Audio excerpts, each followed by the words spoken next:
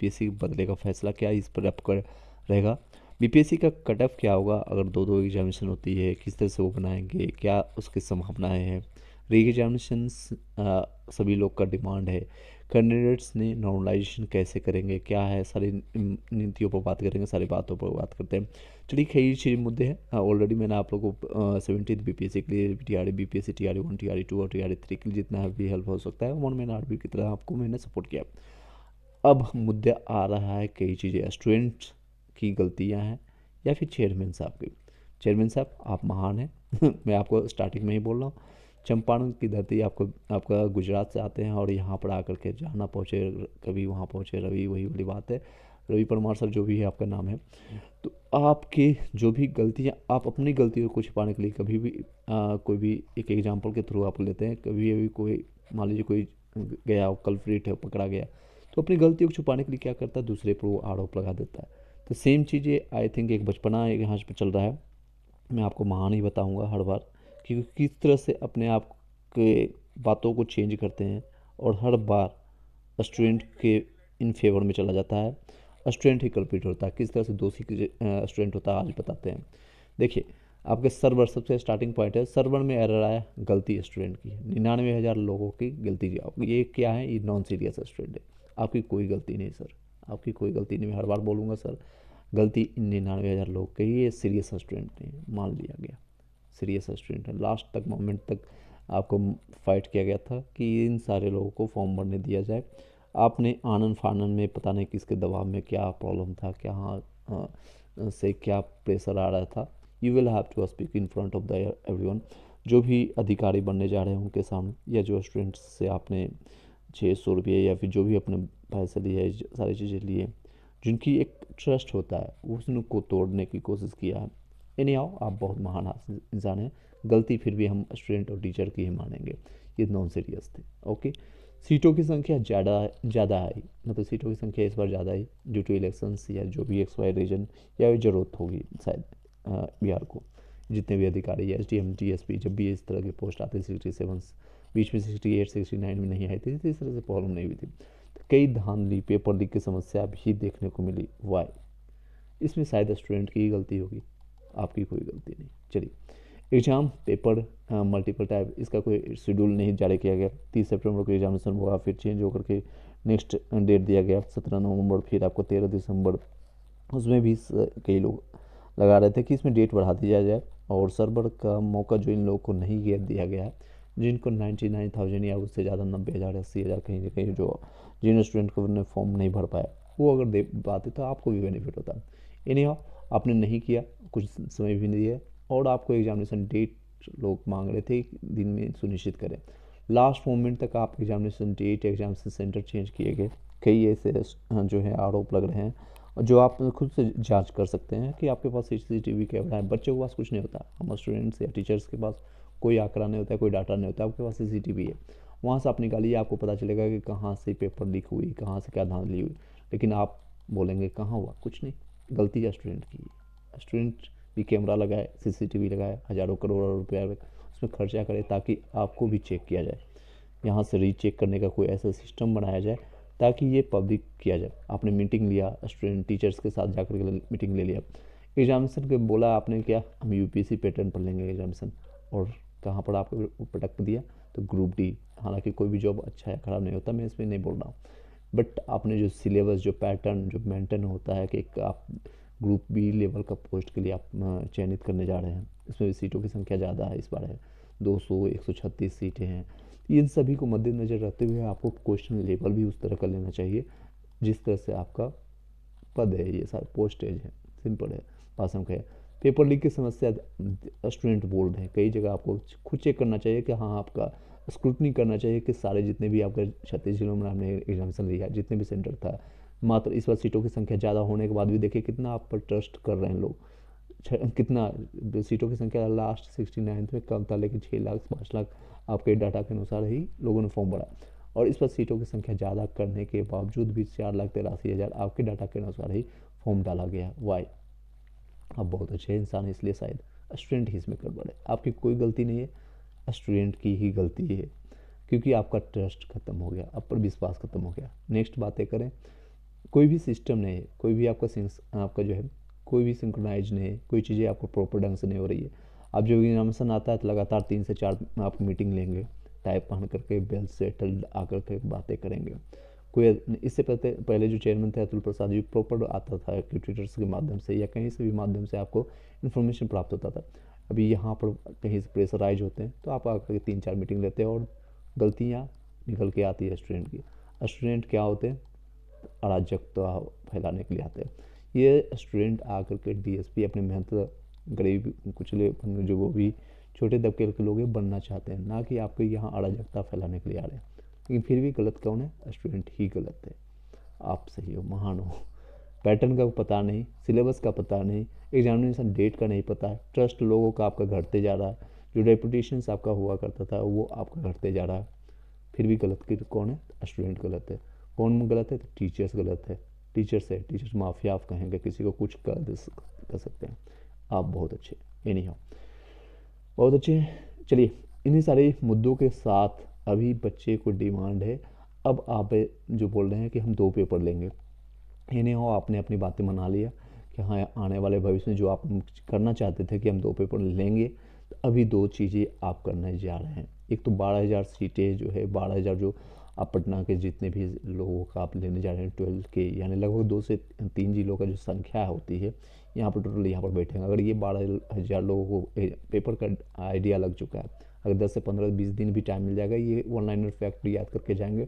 Already UPSC level, BPSC level का इन्होंने practice कर रखा है, वो जाएंगे और उसका कट ऑफ को बढ़ा देंगे, या तो कट ऑफ और ज़्यादा इंक्रीज हो जाएगी तो इनके साथ पार्सलिटी होगा, जो उन लोगों को मौका नहीं मिलेगा, जो ऑलरेडी एग्जामिनेशन दे करके बैठे हैं, उनका सेंटर कहीं और गया था पटना के अलावा या कहीं जो आपने, उन लोगों के साथ नाइंसाफ़ी होगा।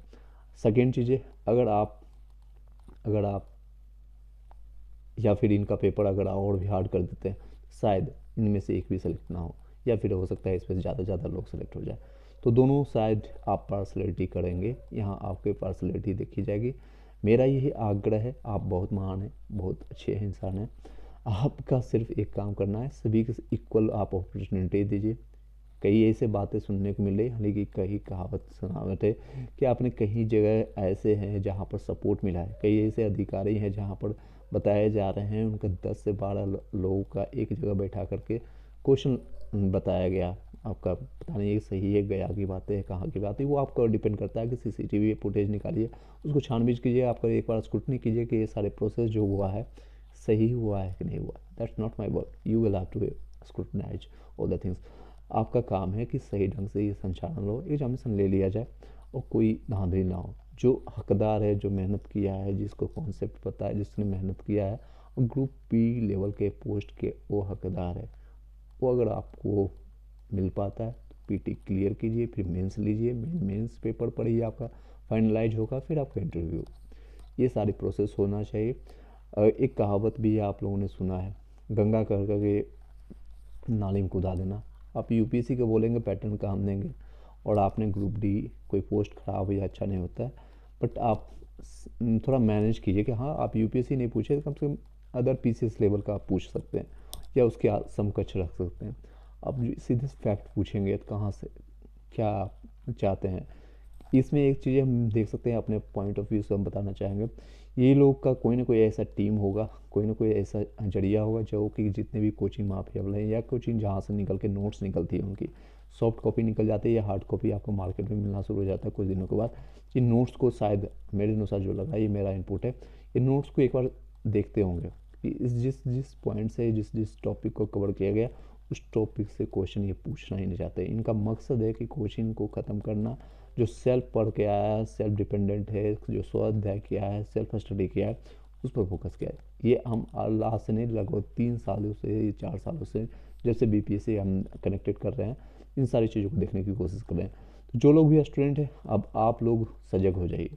ये नहीं कर रहा हूँ कि आपको बस अपने आप को जब भी जब भी कोई बीपीएससी या इस तरह के कोई भी एग्जामिनेशन में जाते हैं, अभी रेलवे का कई पेपर देखा गया जिस तरह से आपका एनटी जेई का हो गया, एलपी का हो गया, या फिर टेक्नीशियन का आने वाले समय में होने वाला है, इन सभी जगह देखा जा रहा है क्वेश्चन का लेवल बहुत ईजी पीटी में पूछा जा रहा है, मेंस का लेवल अलग कर दिया जाता है, और क्वेश्चन जो है नोट्स जो आपका कोचिंग या फिर जहाँ से आपने जिस स्तर से आपने तैयारी किया था प्रीवियस ईयर क्वेश्चन पेपर देख करके या फिर उसके लेवल को थोड़ा और अप कर करके, वो नहीं पूछना चाहते हैं।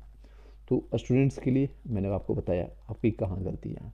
आप बहुत बड़े गलत करते हैं कि आप इस तरह के संस्था पर आपने ट्रस्ट किया है और ऐसे ऐसे चेयरमैन आकर के बैठे हुए हैं जो कि अपनी बातें मनवाने के लिए, तानाशाही करने के लिए, हिटलर के रूप में अपनी बातों मनाने के लिए हमेशा जाने जाते हैं, माने जाते हैं।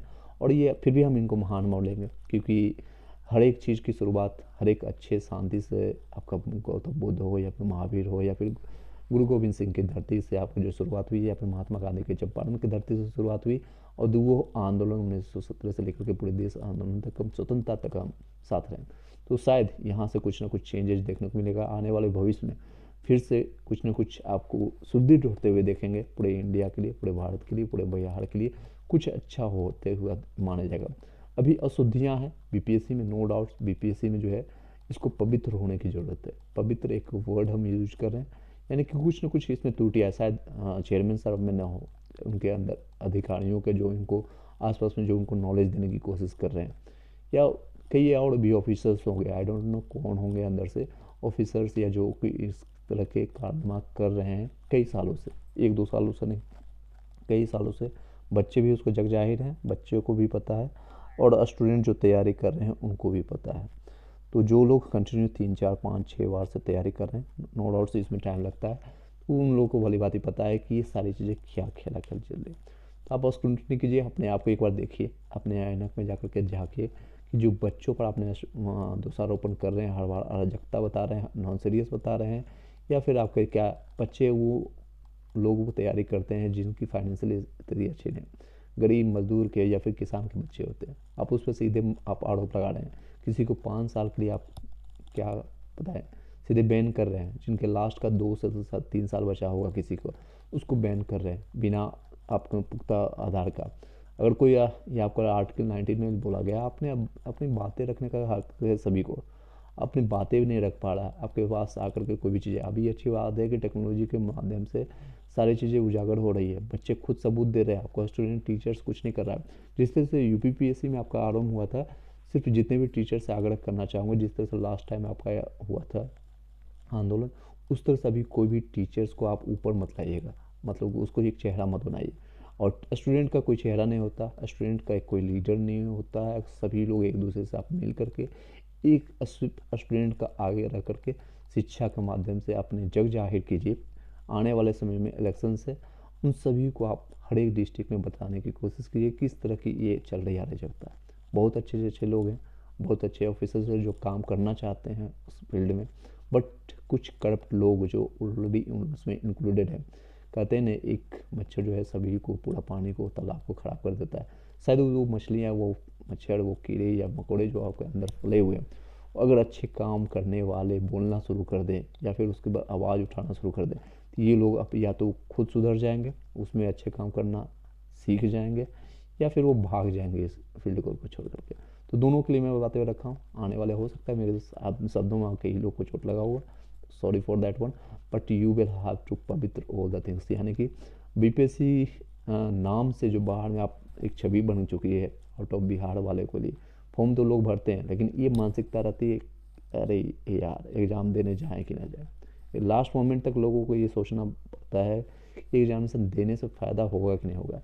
क्या पता है एग्जामिनेशन देने के बाद पेपर लीक ना हो जाए, आने जाने का खर्चा 2000, 3000, 5000 किसी तरह से कोई चाचा मामा ताऊ से लेकर के जाता है, 5-5 हज़ार 10-10 हज़ार का खर्चा कर करके एग्जामिनेशन देता है, और इस तरह की संभावना देखने को मिलती है। जिनके ऑफिसर के बच्चे हैं, जो करोड़पति हैं, अरबपति हैं, जिनको कोई प्रॉब्लम नहीं है, वो पैसे दे करके अपना सीट बुक करवा लेते हैं, मतलब कि अंडर द टेबल करवाते हैं, ऐसा सुनने को मिलता है।